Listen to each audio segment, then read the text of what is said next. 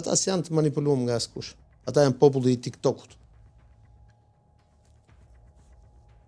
Po e ka llogarit kryeministri, çdo të ndodhë qofse nuk merret vesh me këta që kanë dalë, po do vija i populli i tortës pavarësisë pas në protestë.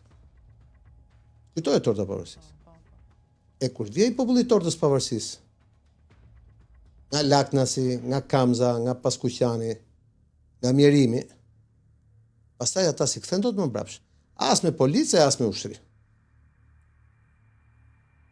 Kështu që bën mirë, për mendimin tim, që ai zotëria të ulet dhe të qetësohet çik dhe të reflektoj. Sepse dje mu rishfaqën dhe në vite për të vjellë.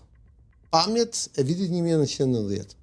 Në një anë Partia e Punës ndante lëvdata për 45 vjet, suksese të mëdha etj, me shokun Ramize, shokun Adile etj. Dhe në anën tjetër kishin dalë studentët në protestë në Shqipëri.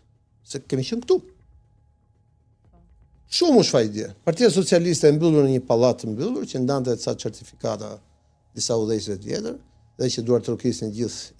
Tashmë jo partia mber, po 35 vjetori i partisë. Okej. Ndërkohë njerëzit ishin shesh. Pas 35 vjetësh na përsëritet e njëjta gjë. Unë mendoj që është në dinjitetin e një shteti që po bëhet gati për të hyrë në Bashkimin Evropian.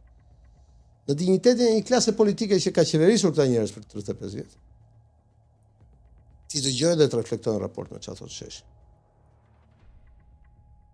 Se ata nuk janë as rrugaç si etiketoheshin ata që iknin atëherë me anije, as bandit, ata janë njerëz që s'kan çat humbin më dhe vetëm gjë që mund të humbin është rinia e vet, jeta e vet.